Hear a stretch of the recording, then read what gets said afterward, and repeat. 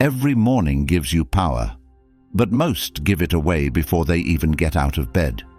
They roll over, grab their phone, and plug their brain into a world of noise. Before they've taken their first breath of the day, they've already surrendered control to strangers, headlines, distractions, and lies. What if you didn't? What if you took back your morning, and with it, your life? There are 10 things you can tell yourself every morning that will rewire your mind, reshape your identity, and rebuild your emotional strength from the ground up. They're not affirmations, they're orders. And if you repeat them long enough, your body, your habits, your mindset, and your reality will have no choice but to obey. Number 1. How can I grow today? If the first thing on your mind every morning is comfort, you're already losing. Growth isn't found in safety, it's forged in discomfort. And no, it's not about pain for the sake of pain. It's about rewiring your brain to chase friction instead of ease. Most people have been trained to avoid struggle. But the truth is, struggle is your upgrade system. It's how you shed the old version of yourself and make space for a more capable one. You're not tired, you're under-challenged. You're not lazy, you're uninspired. You're not weak. You're simply unused to choosing growth when your instincts are screaming for comfort. Your subconscious is addicted to patterns. It craves repetition. That's why so many repeat the same problems every year and call it bad luck. But the brain can be tricked and trained. When you wake up and ask, "How can I grow today?" you're not just setting an intention, you're issuing a command. And the mind obeys commands. Growth happens when you get used to doing what you don't feel like doing, before your excuses get loud enough to stop you. Most people never ask this question in the morning because they're too busy avoiding the truth. They're dodging their next level, pretending their time isn't now, lying to themselves with "not yet" and "soon" and "when I feel ready." But growth doesn't wait for your feelings. Growth waits for your commitment, and commitment happens now, before the motivation, before the plan, before the permission. You already know what's been eating you alive. You already know the thing you've been avoiding, the conversation, the project, the workout, the leap. It's that thing that tightens your chest every time you think about it. That's your signal. Do it today. Face it. Because every day you delay it, you add more fear to it. You inflate it with avoidance, and eventually it grows bigger than your belief. Growth isn't abstract. It's simple. Hard, but simple. Start small, but start. Your comfort zone is a beautiful place until it becomes a coffin. 2. I choose my emotions. Your emotions are not weather. They don't just happen. You choose them, consciously or unconsciously. When people say they're just emotional, what they mean is they've surrendered control. They've handed their inner world to everyone else. And that's the fastest way to live a life ruled by chaos. You were not born to react. You were born to respond. Every notification that pulls you in, every social media post that steals your mood, every careless word that ruins your peace is a sign you've left your inner world unguarded. People who don't control their emotions are easy to manipulate. That's why advertisers aim for your fears, politicians aim for your outrage, trolls aim for your anger, because emotional people don't think, they react. And reaction is easy to exploit. The power begins when you stop seeing your emotions as your identity. I'm angry becomes, I'm feeling anger. It's not who you are. It's a signal, not a command, and you have the right to reject it. This isn't about being emotionless. It's about being emotionally intelligent. Feel everything, but obey selectively. Your emotional state is your vibration, and your vibration attracts the quality of people, thoughts, and outcomes you allow into your day. If you start your morning in chaos, don't be shocked when chaos follows you. Decide early. Today, I choose peace. Then defend it like your life depends on it, because your peace is your life. Train your mind like a soldier. It's either your bodyguard or your saboteur. 3. My peace is my power. If people can shake your peace, they can shake your purpose. Your peace isn't a luxury, it's a necessity. It's your foundation for clarity, focus, and inner authority. Without it, you're chasing life like a headless animal, reacting to everything, driven by nothing. You want to know why most people don't succeed? Not because they're stupid, not because they're unlucky, but because their mind is a battlefield and they never win the battle inside. When your mind is a mess, your decisions are chaos. You start needing others to feel okay. You overthink every move. You shrink to avoid conflict. You explode to feel control. You become a walking reaction, easy to provoke, easy to distract, easy to manipulate. But peace flips the script. When you guard your peace like your life, everything changes. You stop rushing. You start choosing. You stop people-pleasing. You start self-respecting. You stop begging. You start building. Peace isn't the absence of noise. It's the presence of alignment. It's saying, I don't care how loud the world gets. My internal volume stays the same. Peace makes you magnetic. People feel it. They crave it. Because most don't have it. That's why they'll try to steal yours. Misery loves distraction, and peaceful people become targets for chaotic ones. Don't take the bait. Not every opinion deserves a response. Not every insult deserves your energy. Not every drama needs your participation. Remember, access to your mental space is a privilege, not a public right.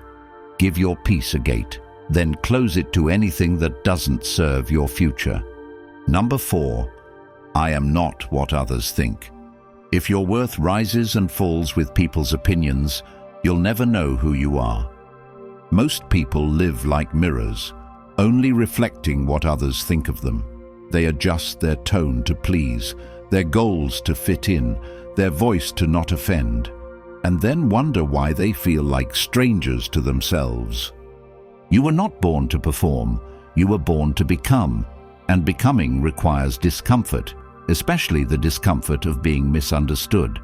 People will judge you, people will misread you, people will invent stories about you. Let them. Their opinion is a projection, not a prophecy.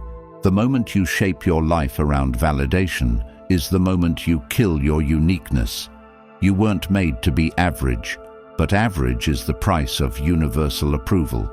The people who change the world are the ones who offend the status quo, the ones who get criticized for doing what others are too scared to do.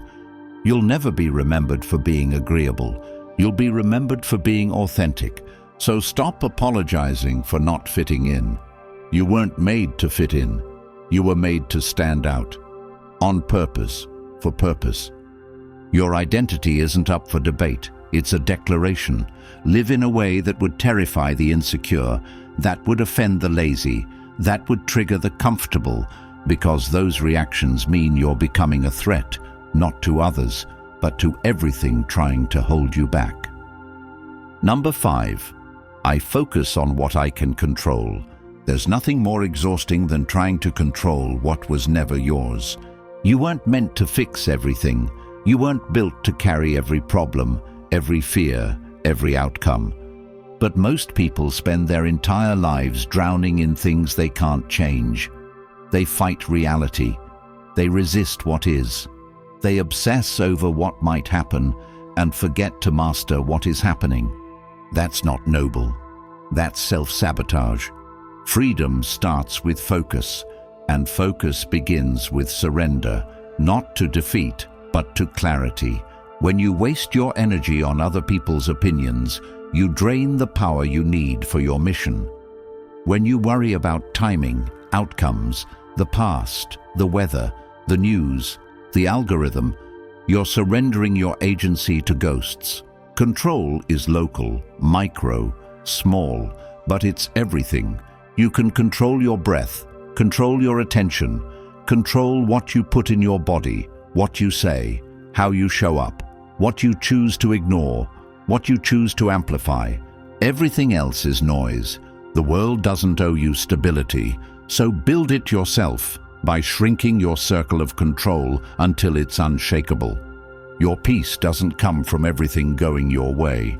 It comes from knowing you'll stay grounded, regardless of the storm. Number 6. Pain makes me stronger.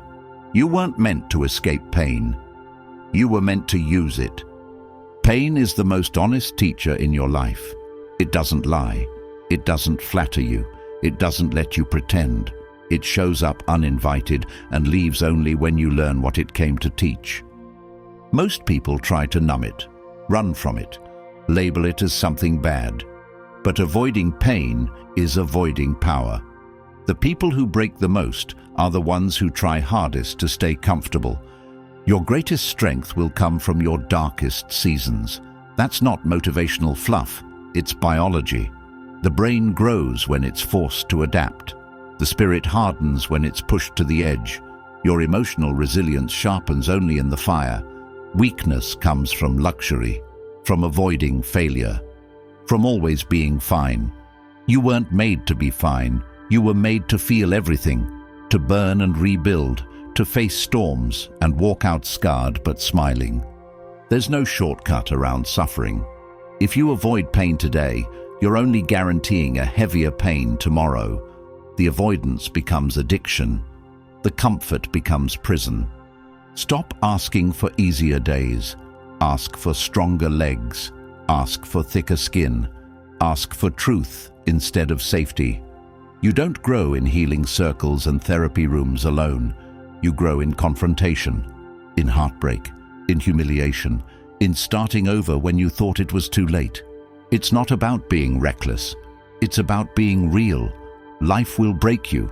Let it break what's fake, what's weak, what's no longer worthy of the future you're building. You can either let pain shape your trauma or your transformation. The choice is yours, and it's made daily. Number 7. I will not compare. Comparison is a spiritual disease. You start by admiring someone, then you slowly begin to hate yourself. You scroll through their highlight reel while judging your behind the scenes. That's not inspiration, that's self-destruction. Social media didn't create comparison, it just made it constant. Now every morning, before your feet hit the floor, you've already seen someone who looks better, earns more, loves harder, lives freer. And without noticing, your peace is poisoned. You weren't designed to compare. You were designed to compete with yourself. No two lives were meant to look alike. The moment you accept someone else's timeline as your standard, you kill your confidence. The moment you think their success means your failure, you shrink your future into a cage of jealousy. Comparison is how you forget your own magic, how you erase your uniqueness trying to photocopy someone else's identity. What they have is irrelevant. What you build is eternal. They're not ahead. You're not behind. There's no race. The only scoreboard that matters is the one you wake up to each day asking, am I further than I was yesterday? Measure yourself by your progress, not their profile. Don't scroll, build. Don't admire, create. Don't compete. Dominate your own lane. And when envy shows up, which it will, smile. It's not a sign you're broken. It's a sign you've forgotten who you are. And that can be fixed by one action. Return to your path. Walk it like you own it. Because you do. Number 8. I am here to serve. The most miserable people are always the most self-focused. When life is all about you, your fears, your pain, your ego, your pride, you become small. Not because you're worthless, but because you've shrunk your world down to a mirror, and mirrors don't move you forward. They trap you. Want purpose? Start looking outside yourself. Service isn't about charity, it's about power. The fastest way to kill anxiety is to help someone else. The fastest way to find direction is to lift someone up. The fastest way to feel alive is to make someone else's life easier. You don't need a platform to serve. You don't need millions. You need intention. You need eyes that look for pain and hands that answer it. We've been sold the lie that purpose comes from followers, fame, and fortune. But purpose comes from contribution, from stepping into someone's struggle and making it lighter, even just for a moment. Serving doesn't make you weak. It makes you dangerous, because now you're not controlled by applause. You're not a puppet for attention. You move with power no one can cancel, because your validation comes from within. When you wake up each morning and ask, "Who can I serve today?" your problems shrink, your energy multiplies, and your influence expands. Not because you chased success, but because you earned significance. Live in a way that others breathe easier because you exist. That's real legacy. Number 9. I can start again now. You don't need a Monday. You don't need January 1st. You don't need closure. You don't need approval. You need one thing: a decision. That's it. A decision that the past will not control the future. Most people aren't stuck because they're incapable. They're stuck because they're loyal to a version of themselves that no longer serves them. They're emotionally attached to their own limitations. They replay mistakes like a movie. They live in regret like it's rent-free. They treat failure like it's final. But failure isn't a finish line. It's a fork in the road. One path is shame. The other is rebirth. You are not your worst moment. You are not the opinion of the person who left. You are not your bank account, your body fat, your GPA, your past sins. You are who you choose to become right now. The brain doesn't know the difference between memory and imagination. So if you keep replaying who you were, you're training your brain to believe change isn't possible. But if you start imagining the future in detail, your brain will begin preparing for it like it's already real. It's not fake it till you make it. It's train it until you become it. Start again. Boldly, loudly, quietly, whatever you need. But start. The only thing keeping you stuck is the belief that you have to earn a new beginning. You don't. You're allowed to change, instantly, fully, permanently. Start again now. Number 10. I live with purpose. Waking up without purpose is slow suicide. You can eat well, you can meditate, you can go to therapy, but if your days feel hollow, it's because your soul is starving for mission, not maintenance. Purpose doesn't come from passion. That's a lie. Passion fades. Purpose is deeper. It comes from choosing to matter, choosing to build something bigger than yourself, choosing to show up even when it's boring, hard, or inconvenient. Most people are spectators in their own lives. They coast, drift, chase dopamine, live for the weekend, die inside by Tuesday, then blame the world for feeling empty. But the truth is, your life feels meaningless because you've made no meaning.